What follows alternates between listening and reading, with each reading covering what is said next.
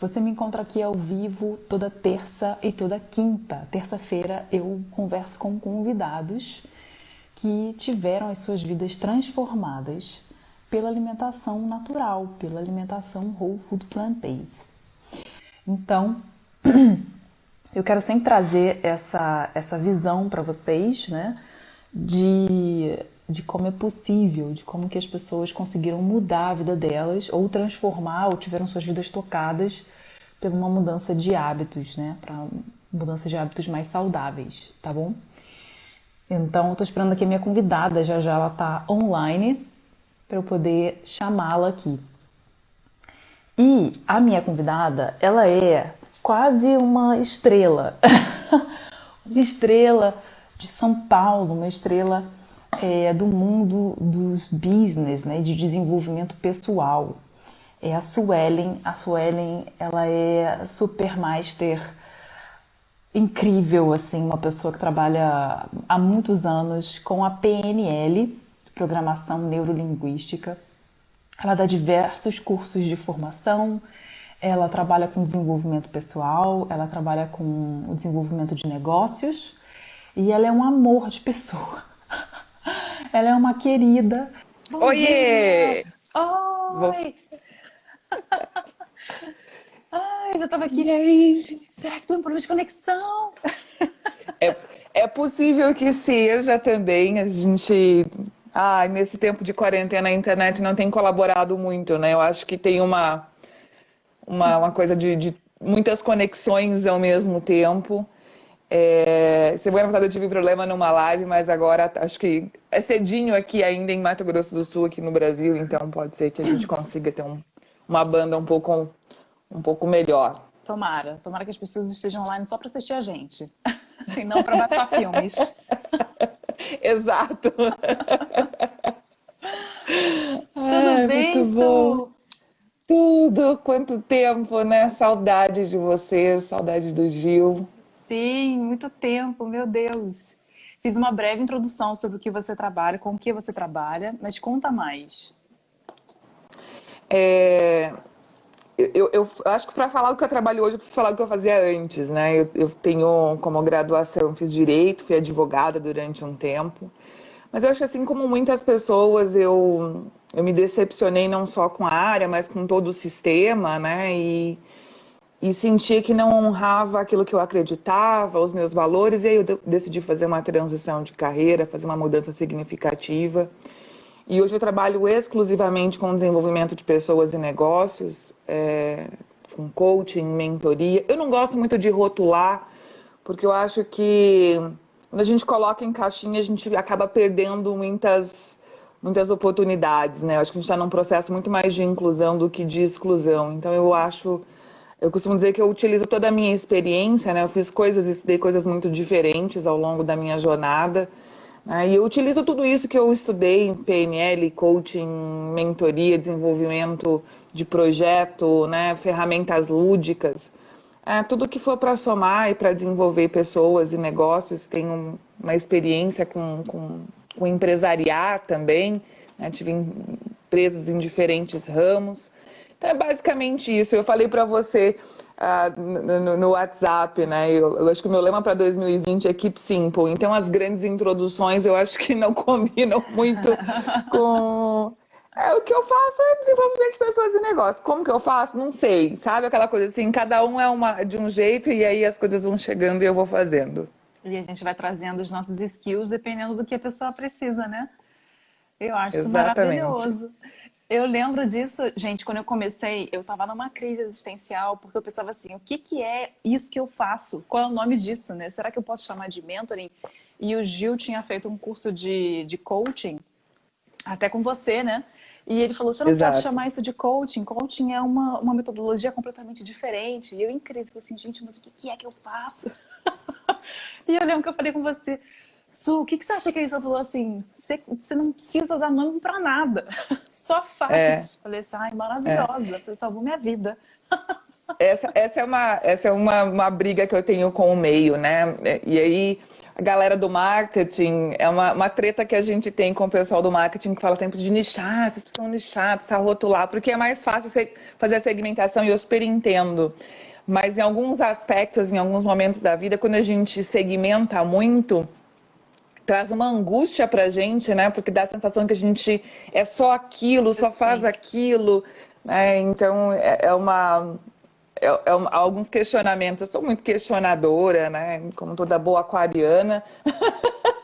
E é, Eu ia te perguntar, falei assim, qual é o seu signo? Só... como toda boa aquariana. E aí eu acho que em alguns momentos da vida a gente tem que rotular menos, né? A gente tem que ser mais, experimentar mais. E eu acho que a nossa conversa, inclusive, tem tudo a ver com isso, né? Em a gente se abrir para experimentar novas coisas e deixar para tomar decisões na hora que a gente fizer a conexão realmente interna, né? Na hora que fizer sentido, e aí você falar, agora eu me sinto confortável, né, em fazer isso, em dizer que eu faço isso. Com certeza, muito bom. Su, primeira perguntinha para você. O que te fez procurar uma mudança de hábitos alimentares? Eu acho que assim como muitas mulheres no Brasil, eu tinha até muito mais, né? Não é 100%, mas uma relação bastante complexa com a alimentação, né? Com a ideia de restrição mesmo, né? Eu acho que todo o contexto sociocultural, né, nos últimos anos e a evolução, eu me sentia brigando muito com o meu corpo, brigando com o alimento, com a ideia de que muita coisa é proibida, de que muita coisa que eu preciso deixar, né, de comer para poder viver bem. Então, eu me sentia muito escrava, sabe? Assim, liberdade para mim é um valor. Uhum. Eu não abro mão, assim, não faz sentido para mim abrir mão de liberdade. E eu me sentia presa nesses padrões de restrição, né? Inclusive com peso, né? Com oscilação de balança e também alguns questionamentos, né? Em relação ao contexto social mesmo, né? Como que a gente pode contribuir para ter uma vida, não só a minha vida, mas a vida do planeta melhor. Então, eu acho que quando a gente começou o nosso processo lá atrás, tinha muito desses questionamentos. Eu queria deixar de brigar comigo mesma, sabe? Deixar de. Eu acho que em alguns momentos eu tinha o alimento como um Uhum. vilão, né, pro excesso de peso, um vilão. E aí eu queria fazer as pazes com o alimento. Então eu acho que essa foi a principal motivação. Eu acho isso tão importante. Eu lembro que a gente tinha isso em comum também, né? Fazer as pazes consigo, com a tomada de decisão, com a comida, né?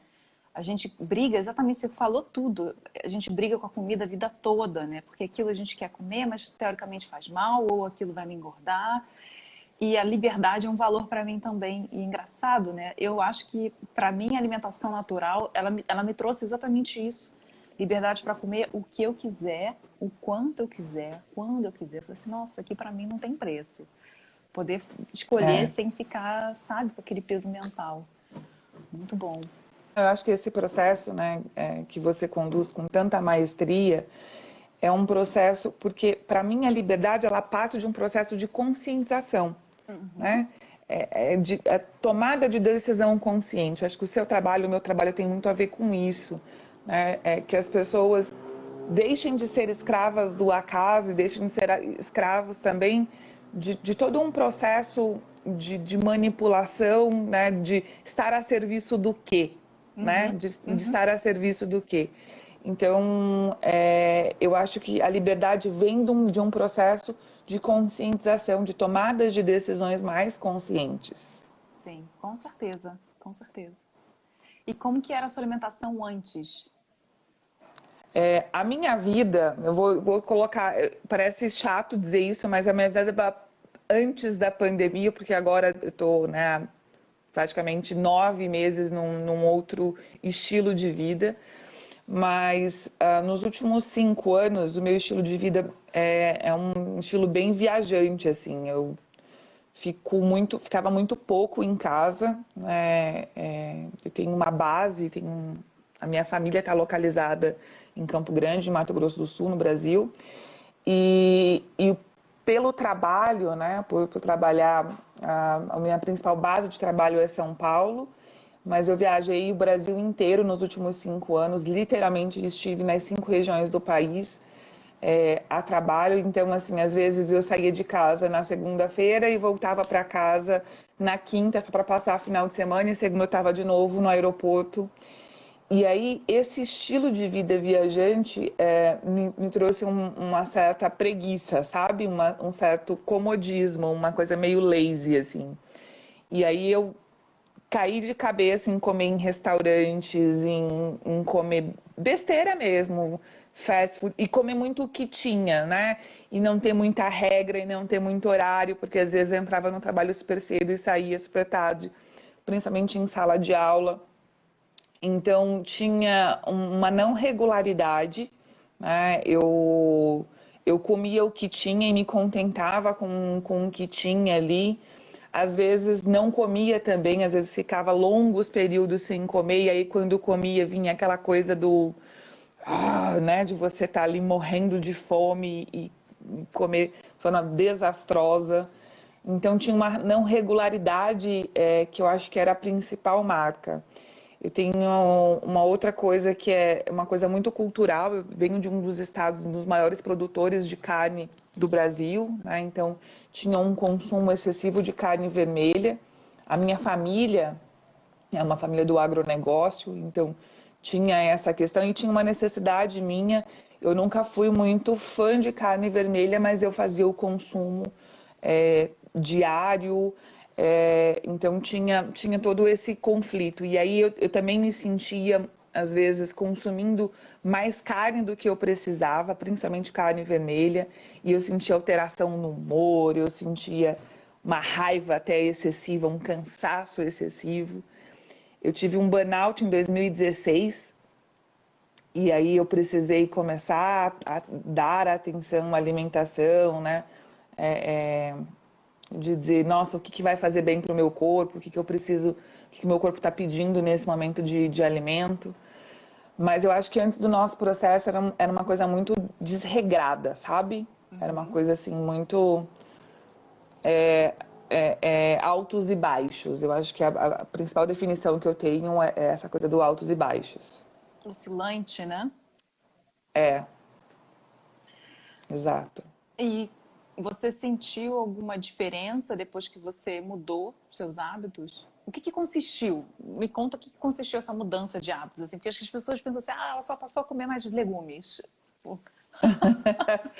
Você sabe que desde que você me fez o convite, eu comecei a refletir, porque às vezes entra como virar hábito, a gente não tem, né, a gente não tem o hábito de refletir sobre hábitos. Sim. A gente não tem hábito de refletir sobre os nossos hábitos. Então, eu comecei a refletir. Eu acho que a principal coisa que mudou para mim é não sentir culpa ao comer. Então, é um processo muito mais psicológico do que um processo sobre o que está no prato, efetivamente. É um processo de primeiro reconhecer qual a necessidade do meu corpo. O que o meu corpo precisa, o que o meu corpo quer comer, o que eu efetivamente preciso colocar, consumir neste momento. Segundo, é fazer o consumo disso de forma consciente e sem culpa. Isso para mim assim é priceless, sabe? Assim, não tem dinheiro no mundo que pague esse processo de, cara, hoje eu quero comer isto, né? Hoje eu quero comer. E domingo eu cheguei em casa, a gente foi pro interior, eu cheguei em casa e eu moro numa região super quente, né? Que é calor mesmo, naturalmente. E eu tava com vontade de tomar sopa. Eu fiz sopa, mesmo estando calor, né? Então, assim, esse processo de dizer eu quero comer isso e comer sem culpa, eu acho que foi a principal mudança. Eu acho que uma outra coisa fundamental para mim foi quando você me apresentou a pirâmide, né? E aí você foi um processo de ressignificação das necessidades daquilo que podia não, e que a gente precisava e que fazia sentido comer, né? Porque não é uma questão de pode ou não pode, mas aquilo que faz sentido comer e comer com maior frequência. Arroz e feijão, né? Eu acho que é a base da alimentação brasileira, né? A gente é criado e aí quando a gente começa a ficar adulto com essas noias de restrição de peso, né? O feijão e o arroz, eles começam a virar vilões aí, as pessoas falam, ai, tem que comer menos, tem que tirar. Então, hoje, praticamente todos os dias eu como arroz e feijão, né? Assim, não só arroz, mas todos os grãos de uma forma geral. Eu acho que eu fiz as pazes com os carboidratos e os carboidratos mais complexos também. Você me abriu os olhos para grãos anciãos, né? Cevadinha, por exemplo, entrou no meu radar, que era uma coisa que eu não. Acho que a gente fica tão no piloto automático, né? Tão no piloto automático que a gente não abre os olhos e a gente vai literalmente assim, só com o que tem. Então, eu acho que foram as principais mudanças. O tempero também, aprender a lidar com os temperos. Eu sempre gostei dos temperos. Eu gosto muito de pimenta, né, das especiarias. Então, tudo isso foram coisas que foram acrescentadas e que foram modificadas no meu dia a dia, no meu cardápio, na minha relação com a alimentação. Eu lembro que você tinha uma alimentação muito boa já, né? Acho que exatamente por você ter essa conexão com a comida natural, que não era, né? Você já tinha isso, de repente, pela sua família, pelo lugar onde você cresceu. Mas eu lembro que você gostava também da comida que era mais com aquele sentimento de comida comfort food, né? Era o bolinho da Aham. tarde, um biscoitinho, e aí você tinha muita Meu, culpa. Eu falei assim, meu Deus, mas é, como que tu pode estar fazendo bem isso? eram duas coisas assim que quando a gente começou o bolo, eu sou uma grande fã de bolo, porque tem toda uma memória afetiva para mim, né, da casa da avó, da casa das minhas avós, né, uma avó italiana, então que sempre tinha muita comida, né, e aí tinha essa coisa do sentar à mesa para compartilhar. Então, à tarde eu sempre queria comer bolo. E aí você trouxe para mim esse processo de conscientização de tá tudo bem comer, né? Fazer escolhas que são escolhas com menos processados mesmo. Eu acho que também, se for comer, faça algo que está aí acessível, né? Com o que tem. Uma outra coisa que foi super incorporada e a gente sempre tem em casa agora são as tâmaras, Ah, porque são as tâmaras, porque eu gosto de doce, eu sou uma pessoa do açúcar, né? E aí, para evitar açúcar super processado, refinado, as tâmaras, nossa, são uma super ajuda para mim, principalmente em semanas de TPM. sim. Por aqui também. Em semanas de TPM, então, tâmaras fazem parte da nossa, sempre tá por perto, assim. Eu acho que é quase o alimento de bolso, né? Assim, se eu tô sempre com uma caixinha assim, tipo, em momentos de desespero, quebra o vidro, né? Tâmaras. Exato. E alguma coisa te surpreendeu na alimentação Whole Food Plant-Based quando você fez a mudança? Ai, eu acho que foram tantas coisas. Essa coisa dos grãos, eu acho que foi uma coisa que foi bastante surpreendente para mim. Eu acho que comer menos óleo também, sabe? Não precisar de óleo para fazer para fazer as coisas, né? A base da alimentação brasileira, então, vou fazer o arroz, eu tenho que fazer o refogadinho ali, e aí eu preciso de óleo, né? E então eu acho que foram as coisas mais surpreendentes para mim. E, e a questão do tempero, de a gente suprir muita coisa, né, dessas necessidades com, com que a natureza nos fornece. Eu acho que, né, é aquela coisa tem um meme maravilhoso, né? Que roda no Brasil, que é tipo assim, os portugueses e os espanhóis, né, rodaram o mundo atrás das especiarias e você se contentando com um Um saquinho de sazon. sazon. As guerras, meu Deus do céu. Você aí botando sazão na comida. Que pobreza de espírito, né? Eu também acho. Não é? Não é honrar esse legado que veio antes. Então eu acho que foram as coisas mais surpreendentes para mim. É abrir os olhos mesmo, sabe? Acho que a sensação que eu tenho com o processo que eu fiz com você é que você me abriu os olhos para um mundo que eu até tinha possibilidade de conhecer, mas por estar tão no piloto automático, né, eu às vezes imaginava que era difícil. Ai, não, é muito difícil, é muito complexo. Eu acho que tem uma outra coisa muito legal que é a questão do é caro, sabe? Para comer bem tem que comer que é caro. Na realidade, a alimentação mais barata que existe, porque né, é o que está disponível, é o que tem.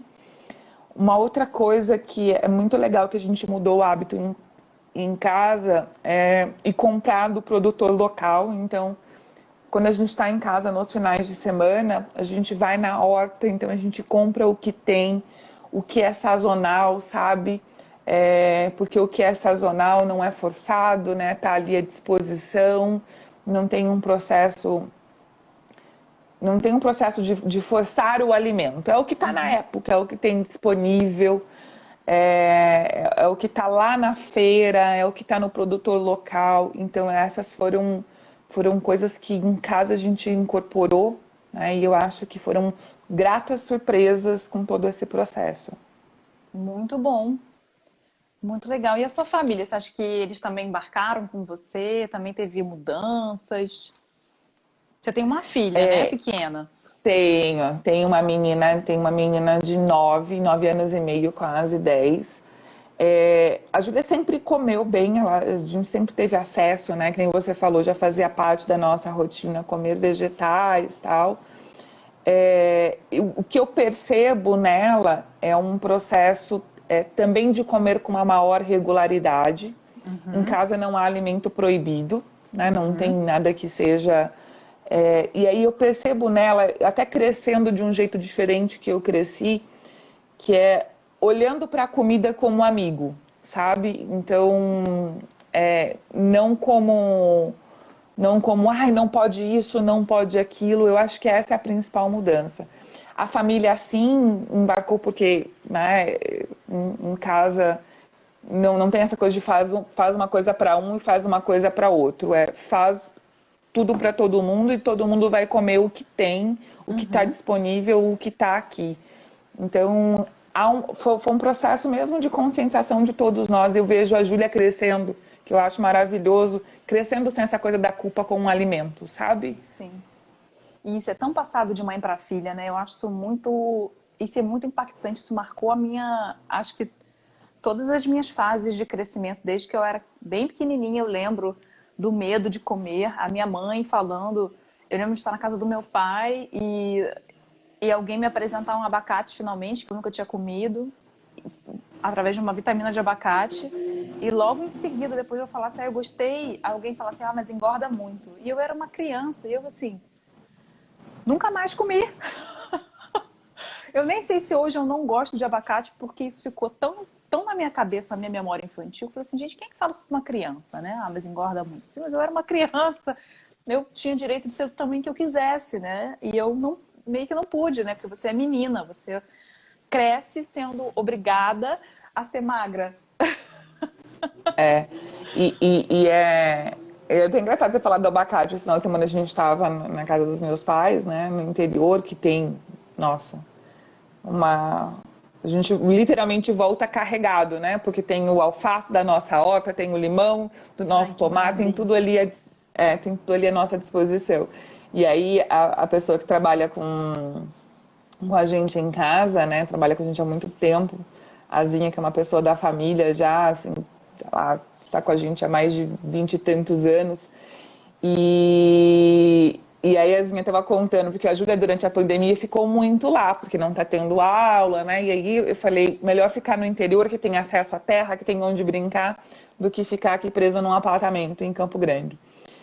E aí a Zinha contou que fez meio abacate para ela, mas assim, um abacate gigante. E a Zinha falou, cara, eu não tô acreditando que ela vai comer este meio abacate, Abacate né? brasileiro, né? Que ele é do tamanho de uma mão papai. Exato, é uma coisa grande, assim. Ela falou, ela não vai dar conta. E ela disse que foi pro quarto e ela comeu o abacate, assim, Feliz. né? Feliz. E aí no outro dia soltou o intestino dela, porque sim, era uma fruta muito grande. Mas eu acho que tem isso, né? Uma criança que sabe apreciar e sabe.